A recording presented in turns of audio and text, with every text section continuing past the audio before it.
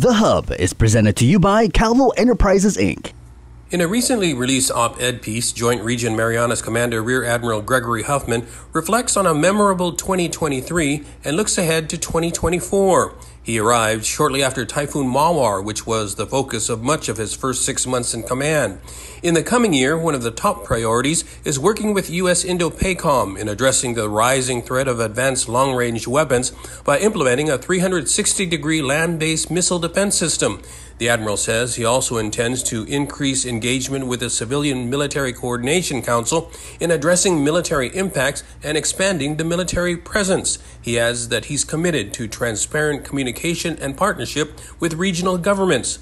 Coming up on The Hub, our candid conversation with Guam's top military commander. Don't go away. The Hub is presented to you by Calvo Enterprises, Inc. The Hub is presented to you by Calvo Enterprises, Inc.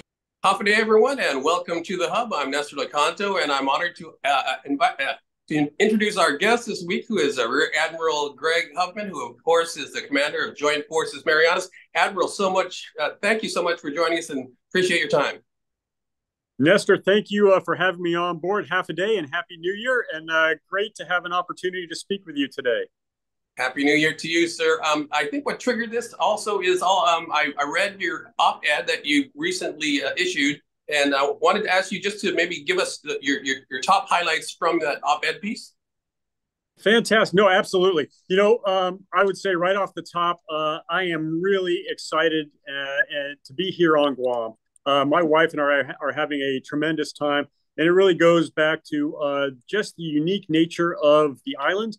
And the people here, and we have just felt like we have been welcomed as part of a family right from the very beginning.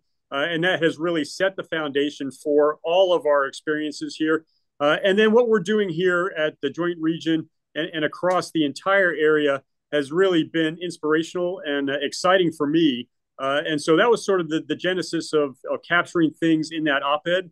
And then it's sort of, it outlines a lot of what we do here at Joint Region and what our priorities are and where we think things are going into the future as we capture, all of the things that we did this past year. And of course, it was a very eventful year. I mean, the super typhoon certainly set everything up. But as I mentioned in the op-ed, I got here just after the super typhoon, and I got the opportunity to see resiliency in action and to see that true Anafamalek spirit throughout all of the people here, watching people who were victims, but also first responders, people whose houses were damaged or who were out without power, were out in the community, helping their neighbors, helping their friends, helping their families.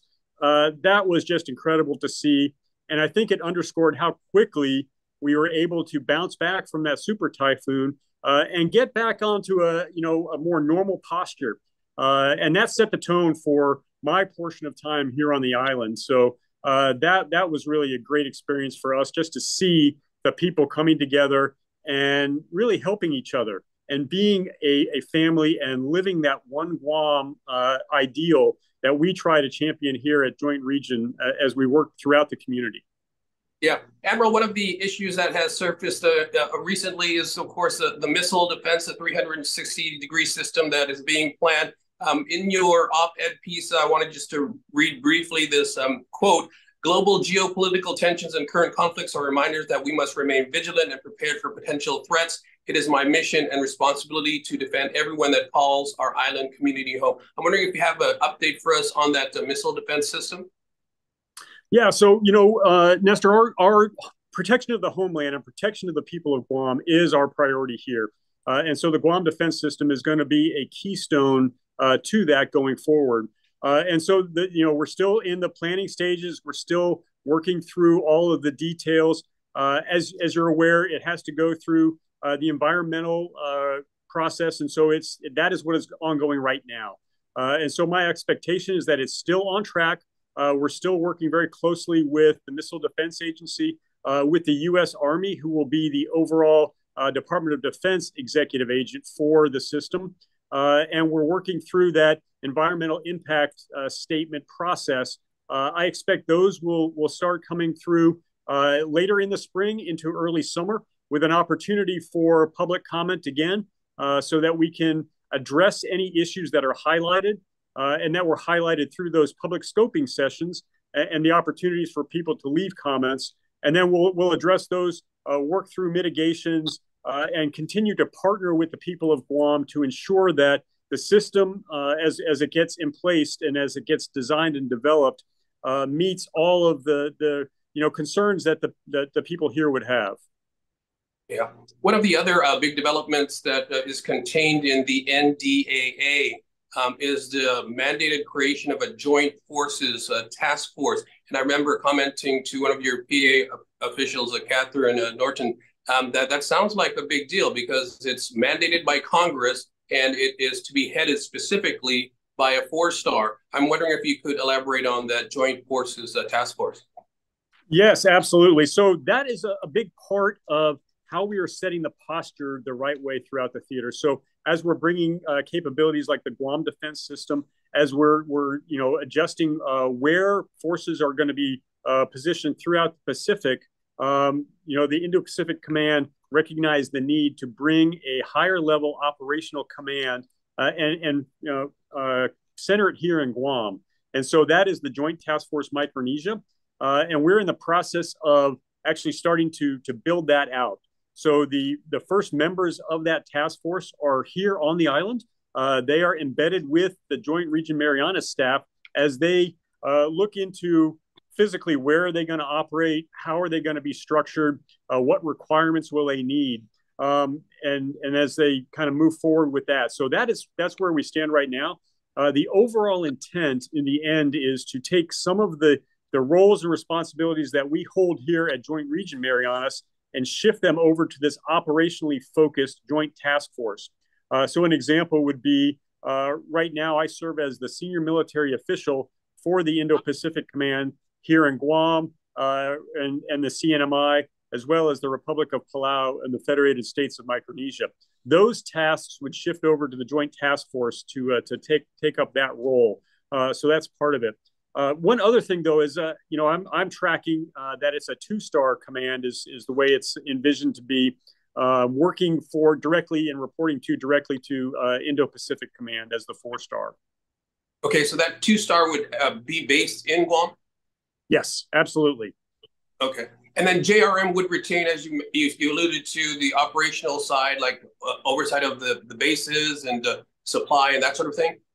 Exactly. So the joint region is primarily focused and constructed to be handling installation support issues and making sure that our installation infrastructure and the construction projects and all of that activity here on Guam and up in the CNMI, all of that falls under our purview. And so that's what we'd be focused on. We're doing that right now, but we would just be able to focus all of our energy on that as that senior military official role would shift over to the Joint Task Force.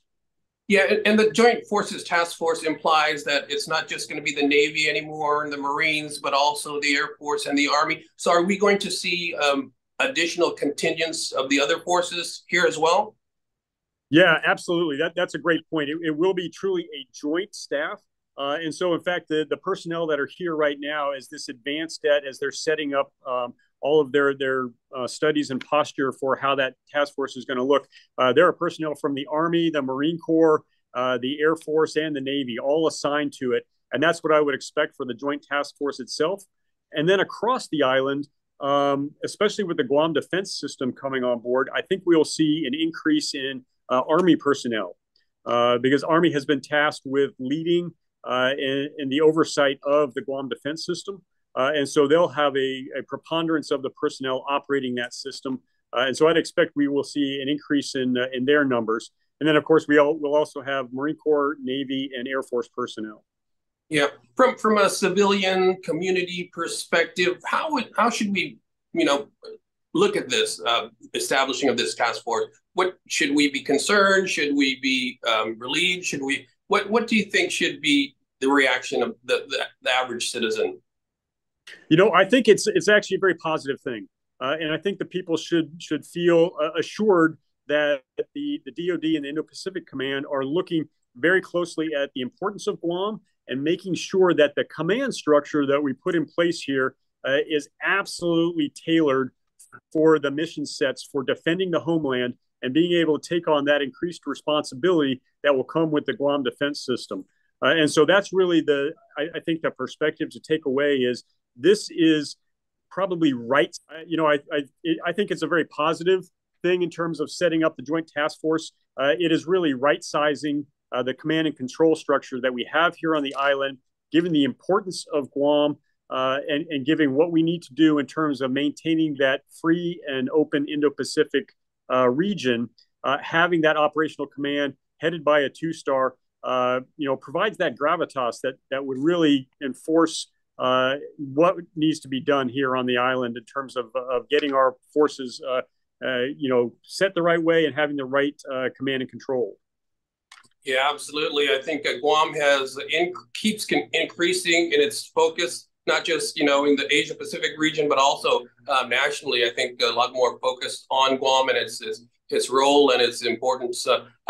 Of course, the military has played a major role economically to Guam. The amount of federal funding and military spending has really boosted the economy at a time where our number one industry, tourism, has suffered. And I wanted to talk about that and the impacts of that to the community. But we have to take a quick break, sir. We'll be right back with our discussion with Rear Admiral Gregory Huffman right after this break. The Hub is presented to you by Calvo Enterprises, Inc. The Hub is presented to you by Calvo Enterprises, Inc.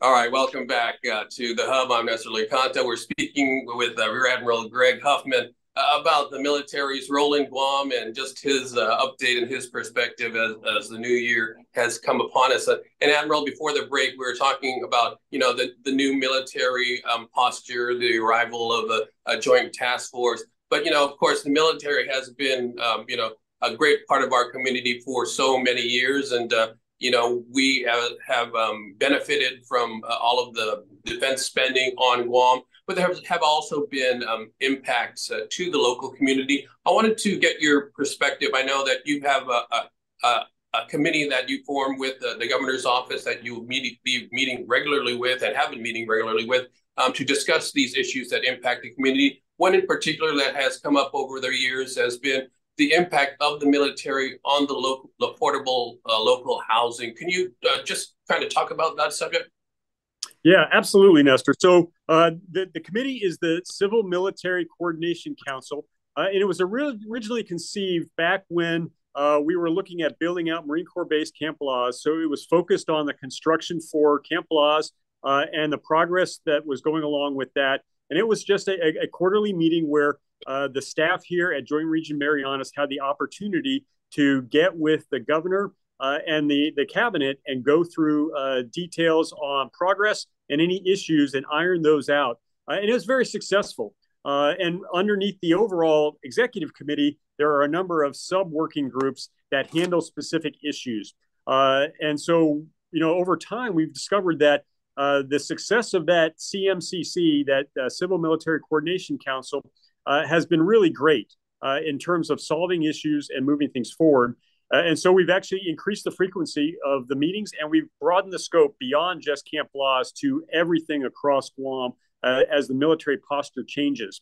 And we do have a housing subcommittee that is focused on partnering between the military and the DoD assets and organization and the organizations here on Guam, whether it's the government or whether it's working with the Chamber of Commerce and the real estate brokers on the island to get a really good understanding of the impacts of increasing our population. And really, it's about being a partner and finding solutions.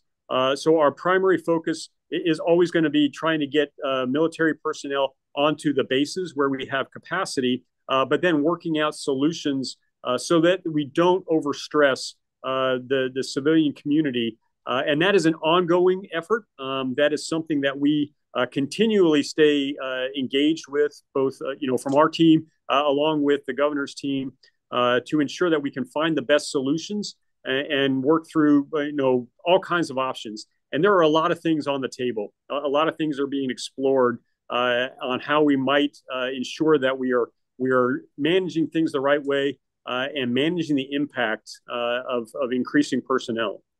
Yeah, can you share what some of those options are that are on the tables? Are you going to be building more military housing, or maybe what are those options? Yes, absolutely. So we've just completed building a large number of military units up at Anderson Air Force Base. And so we'll be moving personnel into those units. We're exploring options on densifying our military housing. So, instead of having just single family homes, but more duplexes, maybe townhouses, exploring what might be possible there. We're going to start looking at the possibilities of public-private ventures as an option. So that's something that happens in CONUS quite frequently, where a private company will take over management of a housing area, and it'll be a public-private venture where it's not exclusive to military personnel necessarily, where we might be able to have civilian and military personnel in the same housing complex. Those are options that are kind of being considered right now. And I think we're going to see more of that going forward in the new year as we get more reports back. Right now in the fall and into this early spring, the DoD is doing a comprehensive housing analysis of what capacity we have on the island and what options are there available to either expand that or partner with the private sector on finding solutions so that we can make sure we've got good and adequate housing for everybody. And would that include private development on military land, allowing private companies to come in and build on to military property? That I don't think is part of the considerations at this point, as we've done a lot of analysis of our military land. And as we've looked at requirements, especially with systems like the Guam Defense System coming online, we're not really seeing that we have a lot of excess property to be able to do that from a housing perspective. But certainly we're still in the research phase on things, and we're still looking at what options might be available. All right. I wanted to move on to DODEA. I know that part of your responsibility, a very important part of your responsibility, is ensuring that military dependent students, get the adequate education. That's obviously the concern of a lot of parents, that their kids, when they're at a base facility, that they get a good education. We understand from the superintendent that there apparently is a potential overflow of DODEA students, and that there's been discussions already. And in fact, a team has come over and to inspect certain schools in anticipation of the overflow. What is your update on that? Yeah, so Nestor, education to me is a complete priority. It is one of my highest priorities across the board, and always has been. In fact, my children went to DODEA schools at different times in their lives. But yes, in fact, we are looking ahead, and DODEA is looking ahead at what the capacity they have right now for the DODEA schools, and then anticipating an increase in students and what options are available. So they're still in a research phase. But knowing that military construction projects tend to take a long time, and again, partnering with the Guam Department of Education, looking at the possibility of some existing infrastructure, school buildings that are underutilized or not utilized at all, and a potential that they could be leased or purchased by DODEA as an option going forward. So they're in early conversations on that. I think there will be ongoing discussions as we move forward. But that is part of basically a very anticipatory stance that DODEA is taking in terms of looking at what they expect the population of school children will be, and trying to get in front of any issues before there might be a problem. Yeah, I'm wondering, in your discussions with Superintendent Swanson, maybe not you directly, or someone from DODEA, what would be the status of those students that do go to GDOE schools? Would they be GDOE students, or would they be DODEA student transfers, or what would their status be? So I think right now, and this is again over more into DODEA's lane, but there are no plans to actually do anything more than acquire a school building and have that be a Dodea facility. That's kind of where the plans stand right now. But I know those conversations are ongoing, but I don't know that there are any plans from the Dodea side to have Dodea students shift over into GDOE schools. They would still remain in a Dodea facility. Yeah. Well, having said that, though, I remember many years ago, probably more than 15 years ago, once upon a time, military-dependent students did go to Guam Department of Education schools. Is there any thought of ever returning to that? Again, this is more in the Dodea lane. But all the conversations I've had with their leadership is at this point there is no plan to go back to that system. It's to maintain the Dodea system as it stands now, with the potential of acquiring new property and facilities to be able to operate another Dodea school is what they're looking at this point. Okay, so you take, because as Superintendent Swanson has said recently in legislative oversight hearings, there is overcapacity within GDOE. There are schools that are underutilized because there's been a little bit of an outmigration of residents of Guam. So he does have overcapacity of buildings. But you're looking specifically at schools within close proximity to the bases, though, right? And those may not necessarily be the schools that are under capacity right now. Yeah, that's a great point. So I think they're still in the early stages of an analysis of this and research on what might be feasible. Certainly a school that is closer to one of the bases would be more opportunity for the DEA to acquire. But again, that might not be the right one in terms of capacity. And so I think those are still the ongoing conversations they'll have to have and come to an agreement on how that, what is possible and how they could make that work. All right. Just wanted to quickly turn to Marine Corps base of Camp Blas. It looks like, things are moving along very rapidly, and we could see the first permanent transfers of Marines and their dependents within the next couple of years. So what's your latest update on that transition from Okinawa to Guam? Yeah, no, that's a great question. And I absolutely agree with you. Those structures are going up very well. And I think that, the fact that even though they weren't fully constructed, they did very well during the typhoon, although they did suffer some damage. They are largely on track.